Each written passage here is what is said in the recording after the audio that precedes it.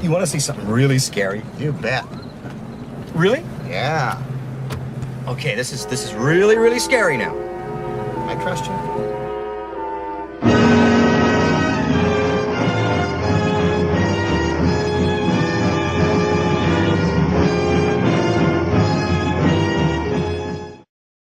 Hello, Internet fans. It's your old pal Rottin Roger DeMarco here from RepulsiveReviews.com. This week, we're going to talk about Adam Green's 2017 film, Arwen's Fancy Dinner, Arwen's Revenge.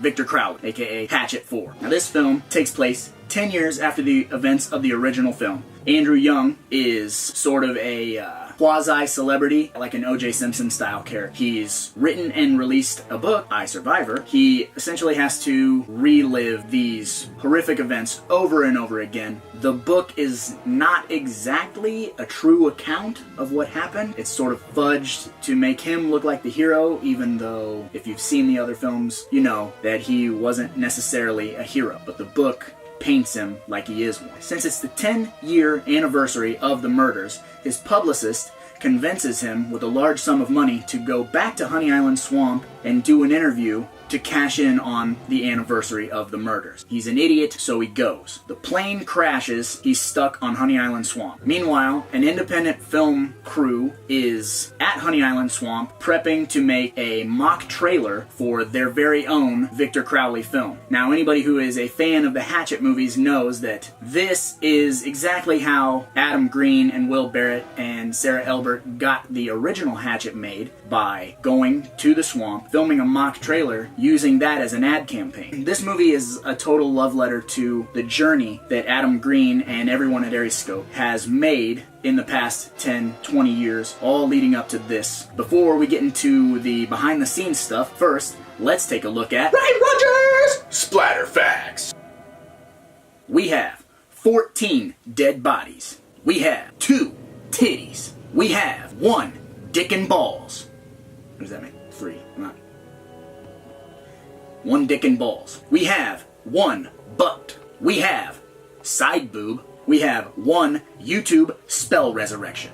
And the methods of death include, but are not limited to, beheading ×2, chopping, dismemberment, plane crash, drowning, face smashing, face stomping, phone up the vagina, getting the top of your head cut off, and applesauced. Wes Craven and George Romero are sort of unintentionally largely responsible for this film getting made. When Wes Craven passed away, Adam, Joe, and a bunch of other filmmakers are there at the funeral, and they're all sort of having these conversations about what have they done to contribute to the genre. They were all second-guessing themselves. They'll never be heavyweights like Wes Craven. This sort of ignited the spark to make Adam say, well, maybe we have to take over. Maybe we have to be the guys now. Shortly after that, Adam did a Q&A panel with George Romero, and he helped moderate the panel. When they got done moderating the panel, Adam and George were standing off to the side talking about the standing ovation and how great all the fans are. It took George Romero to point out to Adam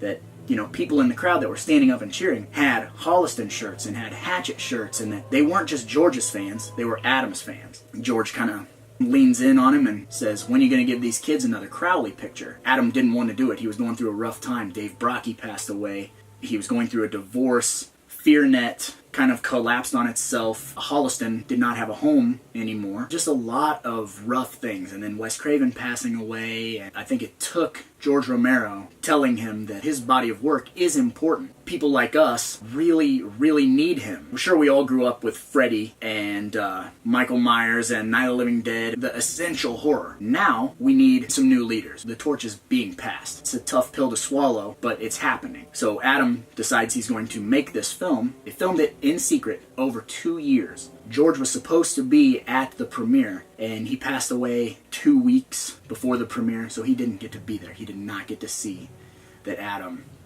got to make this for him. And it's a super emotional story, and I can't do it justice, but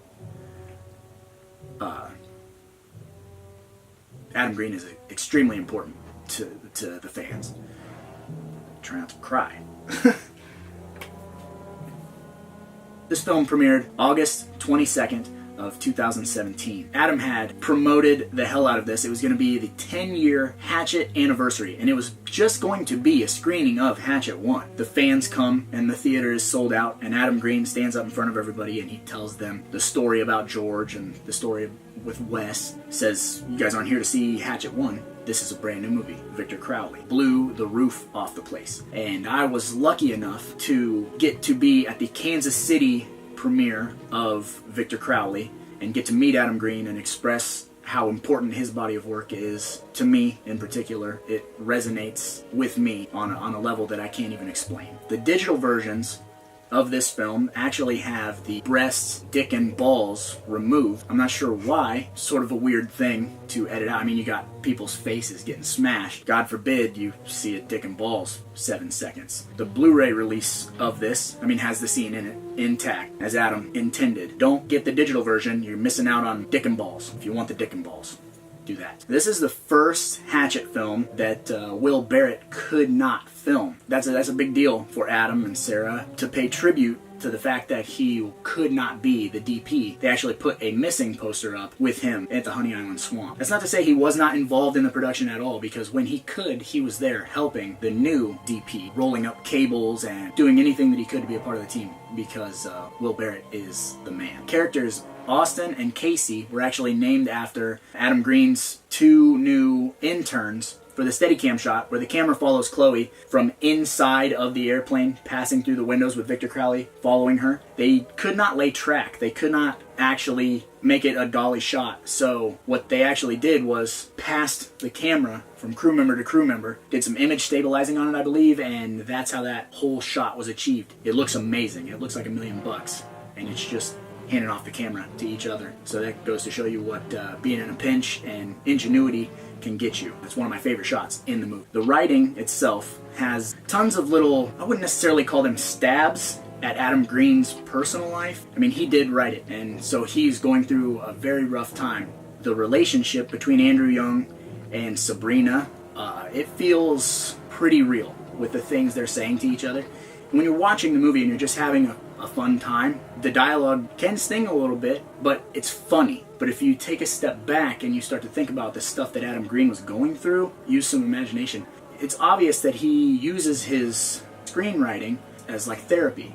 I think this movie was important for him to kind of get past everything that he was dealing with. Giving those characters that much humanity to, kill them is why Adam Green's comedic timing, just like the stakes you feel when you watch these characters. You get introduced to likable, fun characters. You also get introduced to despicable characters, and you can't wait to watch a rude person die. It's a harder pill to swallow watching someone that you've grown with for 40 minutes or let alone 3 or 4 films. He has a knack for taking a cookie cutter character and not making them cookie cutter whatsoever in a very short runtime. Not a lot of directors can do that, and I love it. So the gore is handled by, again, Robert Pendergraft and Aunt Dolly's Garage.